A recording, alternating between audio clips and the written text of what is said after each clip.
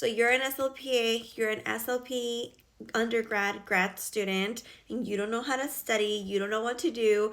And so I'm here to tell you exactly what I've been doing to help me study and retain information as an SLPA slash SLP grad student. So stay tuned. Okay, let's get started. So I'm gonna share with you right now some of the tips and things that I've been using to do notes and to study.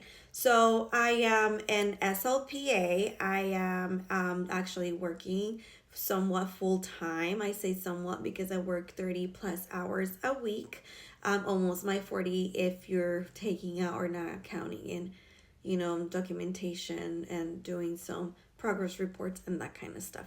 So I work in early intervention with little ones 0 to 3, and I love the field. I love my job. It gets hectic. Yes, it gets crazy. Yes, because I am also a master's student, and I go to West Coast University, and that's gonna be another video for another day where you guys want to know about how's my experience in West Coast, and I'm trying to get the video ready for you guys as well.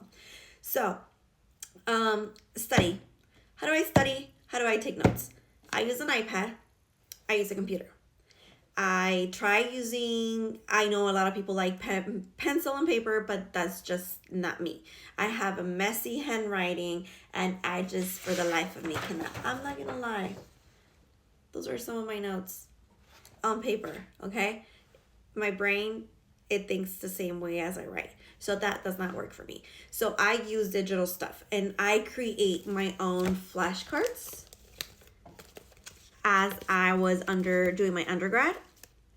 Why? Because it's hard to retain everything at once. You need to come back, revise, come back and revise. And if you have crappy notes like me, like this, you're not gonna retain, you're not gonna be motivated to do anything. So ditch that if that's you, okay? And I do advise you to get an iPad, or if you have a computer, you can still do it with your computer.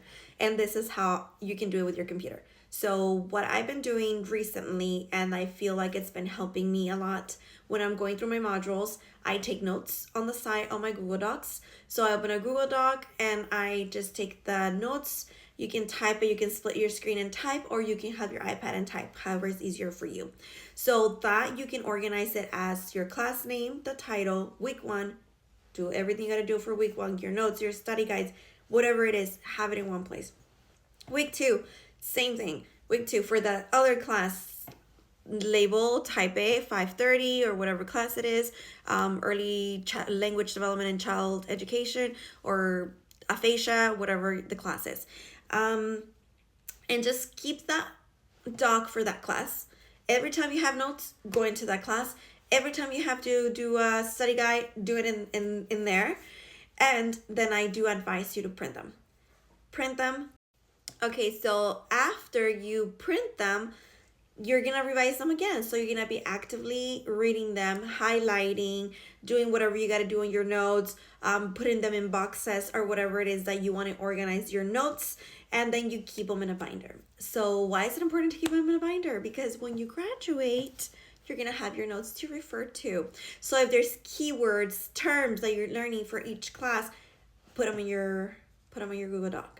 Put them in your Google Doc. Then go and highlight them. Then go and do whatever you gotta do on it that makes you engage with that and reread your information. And then another thing is creating your flashcards, creating your own tools. With technology, super easy. I'm gonna tell you guys exactly what I use. Procreate, that's one app that you can use to draw, to create. And when you draw things, you can take it to Canva. You can type, you can even draw on it as well. You can create charts, you can do whatever you got to do there. So those are the only 2 things that I use. Sometimes I'm using GoodNotes. I started with GoodNotes as well for some drawings that I've created. For example, GoodNotes, this one was created in GoodNotes. This one here was created in GoodNotes. I drew it there. I did everything there. So if technically I'm giving you the tools that you need to start with, how I've been doing it, what items or what apps I've used so far. So just make it fun, make it creative, and this is gonna be for your long term. And if you are interested in my flashcards, go ahead and go to the little link on my bio.